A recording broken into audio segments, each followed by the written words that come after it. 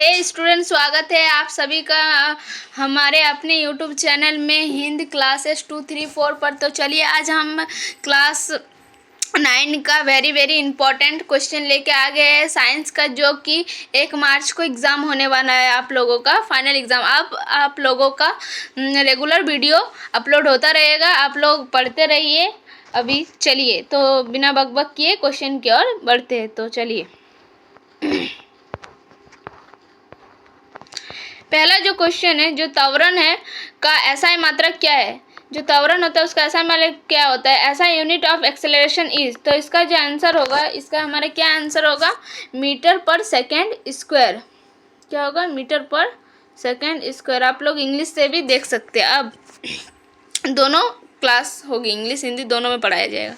चलिए दूसरा क्वेश्चन जो है, निम्नलिखित में कौन सदिश राशि नहीं है। इनमें से जो कौन है जो सदिश राशि नहीं है, तो हमारा जो भार है वो सदिश राशि नहीं है। Which of the following is not a vector, तो हमारा जो वेट है वो हमारा वेक्टर क्वांटिटी नहीं है, वेट। चलिए तीसरा क्वेश्चन के हो जाते हैं। इकाई समय में वस्तु द्वारा तय की गई दूरी है, क्या है, the distance travel in a unit distance unit time is, तो उसको क्या कहते हैं, उसको हम लोग कहते हैं चाल, स्पीड।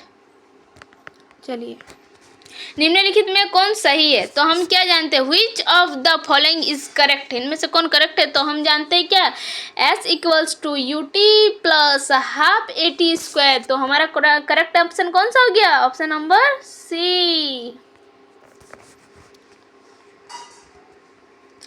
3 kg द्रव्यमान की वस्तु पर 12 न्यूटन का बल लगने से उत्पन्न त्वरण होगा, क्या होगा, if a force of 12 Newton acts on a body of mass 3 kg the acceleration produce is. तो हम क्या जानते हैं फॉर्मूला, F बराबर हम जानते हैं, हम क्या जानते हैं, F बराबर ma, जिसमें m है मास और a है एक्सेलरेशन। तो हमारा जो फोर्स दिया हुआ है 12 न्यूटन एंड मास जो है हमारा 3 kg, तो एक्सेलरेशन हम ऐसे ही रख देंगे। तो हमारा एक्सेलरेशन का वैल्यू आ गया 12/3 मतलब 4 मीटर पर सेकेंड स्क्वायर। तो हमारा ऑप्शन नंबर क्या हो गया, option number A is correct. चलिए क्या बोल रहा है, 4 वस्तुएं ए बी सी और तथा डी के द्रव्यमान क्रमशः 6 kg, 10 kg, 15 kg तथा 18 kg है, तो किसका जड़त्व तो सबसे अधिक होगा। The masses of 4 bodies A B C and D are 6 kg, 10 kg, 15 kg and 18 kg respectively, which will have maximum inertia, किसका इनर्शिया मतलब जड़त्व सबसे अधिक होगा। तो जिसका मास ज़्यादा होगा, जिसका मतलब जिसका द्रव्यमान ज़्यादा होगा सबसे अधिक, तो उसका जड़त्व भी ज़्यादा होगा। तो हमारा सबसे ज़्यादा किसका मास है, किसका सबसे ज़्यादा है द्रव्यमान, तो 18 kg। तो हमारा जो ऑप्शन हो जाएगा वो हो जाएगा हमारा ऑप्शन नंबर डी, ठीक है। चलिए न्यूटन के गति का कौन सा नियम बल का परिभाषा देता है। न्यूटन के गति का जो नियम है वो कौन सा जो नियम है जो बल का परिभाषा देता है। Which law of motion of Newton's define force, force को कौन डिफाइन करता है। तो ये जो हमारा न्यूटन का जो पहला नियम होता है, फर्स्ट जो होता है, वो हमारे क्या देता है, बल का परिभाषा देता है। चलिए किसी m द्रव्यमान की वस्तु जिसका वेग v है का संवेग क्या होगा। What is the momentum of an object of mass m moving with A v velocity. v velocity से जब कोई वस्तु मूव कर रहा है तो उसका जो क्या फॉर्मूला हो, तो हम क्या जानते हैं,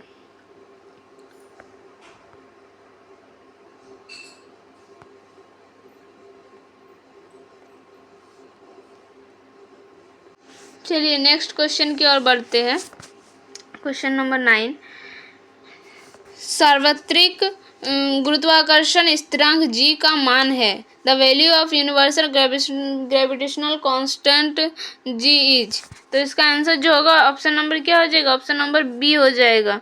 क्या होगा, 6.67 इंटू 10⁻⁻11 न्यूटन मीटर स्क्वायर पर kg स्क्वायर। चलिए उसके बाद क्वेश्चन 1 किलोग्राम द्रव्यमान वाले पिंड का भार होगा। तो ये कितना होता है? The weight of 1 kg mass object is, तो इसका ऑप्शन नंबर हो जाएगा option number C, 9.8 newton. Option number C is correct. खींचे हुए रबड़ के छल्ले में कौन सा ऊर्जा संचित होता है? Which energy is stored in the stretch rubber band? कौन सा एनर्जी रहता है? तो उसमें जो एनर्जी होगा वो हो जाएगा हमारा स्थितिज ऊर्जा, पोटेंशियल एनर्जी। किसी तरंग के तरंग वेग v, तरंग दैर्घ्य लैम्डा तथा आवृत्ति n का क्या संबंध है? The relation between wave speed v, wavelength lambda and frequency n। तो उसका जो संबंध होगा वो ऑप्शन नंबर ए हो जाएगा, v equals to n lambda. चलिए, तरंग के आवर्तकाल t तथा आवृत्ति f का क्या संबंध है? What is the relation between time period t and frequency f of wave? तो इसका होता है f बराबर 1/t। Option number B is correct. निम्नलिखित में कौन पदार्थ है? इनमें से कौन सा जो पदार्थ है? Which of the following is matter? इनमें से कौन सा मैटर है? तो ऑप्शन नंबर जो डी है वो हमारा करेक्ट आंसर हो जाएगा, कोल्ड वाटर माने ठंडा पेय। चलिए, निम्नलिखित में कौन कोलाइड है? इनमें से कौन सा है कोलाइड है? Which of the following is a collide? तो इसमें जो गोंद हो जाएगा हमारा, ऑप्शन नंबर जो डी हो जाएगा, गोंद या गॉम, तो वही हमारा कोलाइड है। चलिए, यौगिक का एक उदाहरण है। यौगिक का क्या उदाहरण है? यौगिक का होता है, यौगिक मतलब दो चीज़ों से जो मिलकर बना होता है, कंपाउंड जो होता है, जो दो चीज़ों से मिलकर बना था, तो वह हमारा क्या हो जाएगा? ऑप्शन नंबर डी, क्योंकि वाटर जो होता है पानी, जल का हम लोग क्या सूत्र जानते हैं? H2O। तो हम जानते हैं यहाँ पर हाइड्रोजन के अणु और ऑक्सीजन के अणु पाए जाते हैं, इसीलिए ये एक यौगिक है। तो ऑप्शन नंबर इसका हो जाएगा ऑप्शन नंबर चार जल। फिर हो गया, निलंबन में प्रतिक्षेपित कणों का आकार होता है, इसका the size of dispersed particle in suspension is. तो इसका जो ऑप्शन नंबर जो 1 हो जाएगा, 100 न्यूटन मीटर से बड़ा होगा। चल, नैनोमीटर मतलब मोर देन 100 नैनोमीटर। तो ऑप्शन नंबर हमारा क्या हो जाएगा? ऑप्शन नंबर ए। चलिए, साधारण नमक का रासायनिक सूत्र है, the chemical formula of common salt. Common salt का फॉर्मूला क्या? NaCl। आप लोग अपना आंसर कमेंट कर सकते हैं। चलिए, नेक्स्ट क्वेश्चन की ओर चलते हैं। कौन सा तत्व मुक्त परमाणु के रूप में पाया जाता है? Which element exists as a free element? तो इसका जो ये जो इसका ऑप्शन जो हो जाएगा option number C, argon. Argon जो होता है वो मुक्त परमाणु के रूप में पाया जाता है। चलिए, नेक्स्ट क्वेश्चन की ओर चल देते हैं। 5.85 ग्राम NaCl बराबर होगा, मतलब इसका निकालना है मोल। तो हम क्या जानते हैं? मोल का फॉर्मूला होता है, नंबर ऑफ मोल्स निकालना है तो हम क्या जानते हैं? नंबर ऑफ मोल्स बराबर होता है ग्राम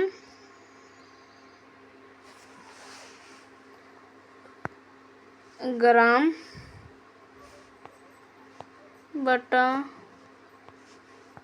द्रव्यमान।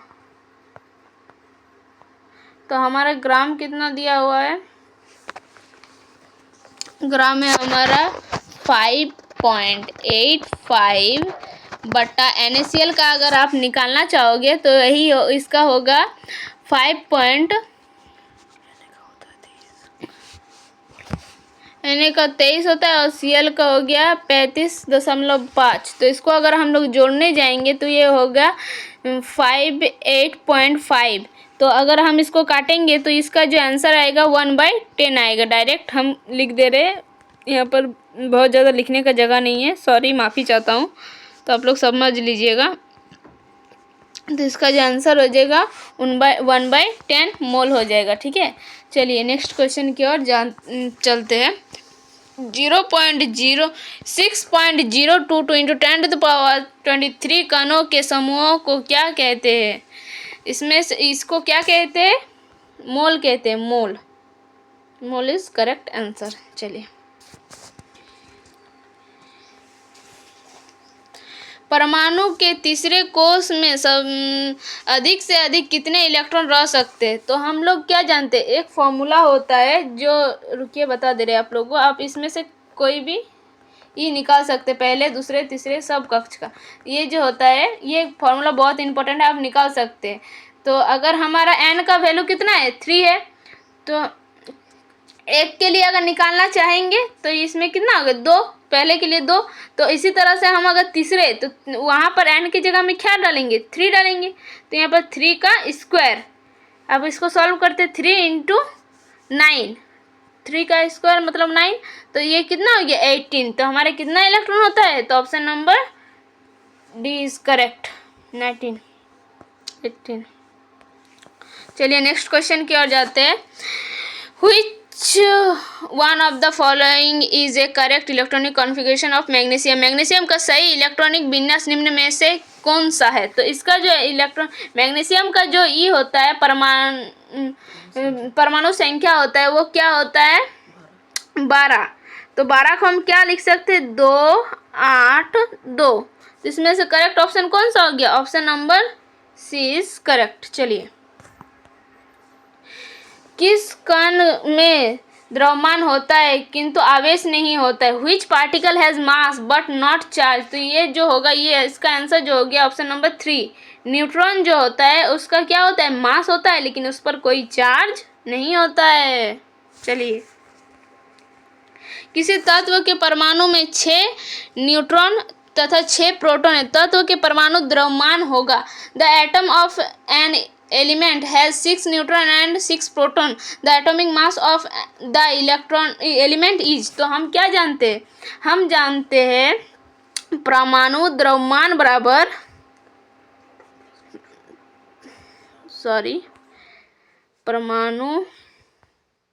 परमाणु द्रव्यमान बराबर हो जाएगा, आप लोग थोड़ा समझ लीजिएगा, माफ़ी चाहता हूँ इसके लिए। क्या हो गया, neutron plus proton, N plus P. तो हमारा एन का वैल्यू है 6, ये प्लस है, प्लस पी का वैल्यू है 6। तो हमारा क्या हो गया, आंसर नंबर 12। तो 12 कहाँ पर है, ऑप्शन नंबर 3 इज करेक्ट। आप ऐसे करके निकाल सकते हैं। परमाणु द्रव्यमान बराबर होता है परमाणु में कितना न्यूट्रॉन है प्लस परमाणु में कितना प्रोटॉन है, उनका योग जो होगा वो बराबर होगा परमाणु द्रव्यमान के।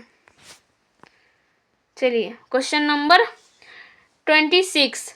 तो हम क्या जानते हैं, कोशिका का पावर हाउस किसे कहते हैं? चलिए सब कमेंट कीजिए जल्दी जल्दी, ये तो बहुत ही आसान क्वेश्चन है। चलिए, इसका जो ऑप्शन नंबर हो गया, the powerhouse of a cell, क्या होगा? चलिए कमेंट कीजिए। अब दूसरा क्वेश्चन, वो आप आंसर बताइएगा। फिर देखिए, द पादप कोशिका के चारों तरफ पाए जाने वाली झिल्ली, इसको क्या कहते हैं? The membrane around the plant cell is named as, क्या नाम है उसका? उसको हम क्या कहते हैं? कोशिका भित्ति कहते हैं। क्या कहते हैं? कोशिका भित्ति। चलिए, निम्नांकित में से कौन फ्लोएम का भाग नहीं है? इनमें से कौन फ्लोएम का भाग नहीं है? तो ऑप्शन नंबर हमारा हो जाएगा डी इज करेक्ट। स्नायु जो है वो फ्लोएम का भाग नहीं है। कौन सा ऊतक जल तथा खनिज का वहन करता है? Which of the following tissues transfer water and minerals? कौन करता है? वो जो होता है ये जाइलम जो है वो हमारा जल और खनिज लवण का वहन करता है, और भोजन का जो वाहन होता है वो हमारा फ्लोएम करता है। आप ये याद रखिएगा, ये बहुत कन्फ्यूज़न वाला होता है। ठीक है, देखिए हम भी कंफ्यूज कर गए थे। कर्क कोशिकाओं में पाया जाता है? क्या पाया जाता है? Cork cell containing suberin. क्या पाया जाता है? Suberin. Option number C is correct. Spirogyra है, ये क्या? Spirogyra is a bryophytes. क्या है? एक ब्रायोफाइट है, एक कोशिकीय जंतु है। इनमें से आप लोग जानते ही है एक कोशिकीय जीव क्या है? तो which of the following is a unicellular animals. तो ये हो गया अमीबा। अमीबा जो है एक कोशिकीय जीव होता है। चलिए, किस जंतु के विषैले उपांग पाए जाते हैं? उपांग किसका पाया जाता है? तो बिच्छू। इसका correct option option number D. चलिए,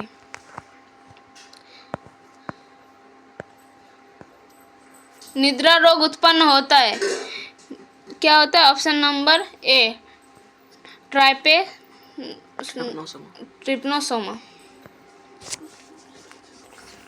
पेचिस का कारक जीव है, क्या है?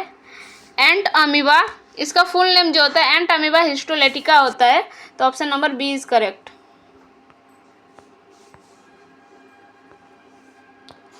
आयन मंडल का विस्तार होता है, आयन मंडल का विस्तार जो होता है expansion of ion sphere is. तो इसका ऑप्शन नंबर हो जाएगा option number A is correct.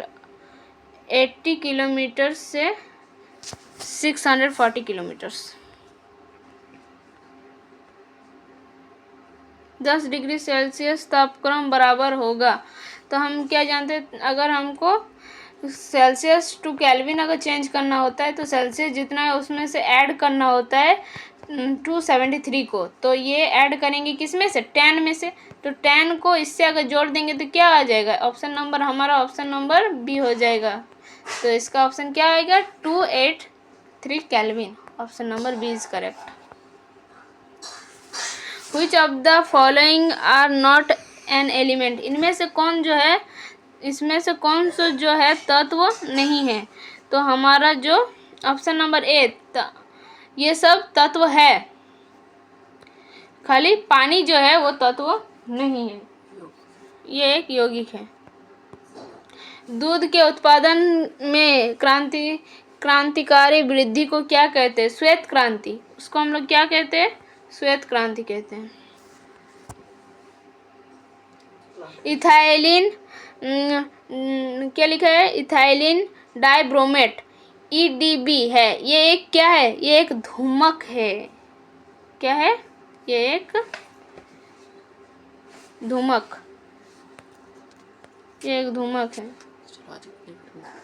तो चलिए, अब आज के लिए इतना ही। चलिए मिलते हैं कुछ देर बाद और बहुत सारा क्वेश्चन लेके आएंगे। और हमारा एक लाइव क्लास होने वाला है जो महातांडव होगा रात 7 PM को। तो आप सभी लाइव में ज़रूर जुड़िएगा। चलिए अभी के लिए इतना ही, फिर मिलते हैं कुछ देर बाद। चलिए।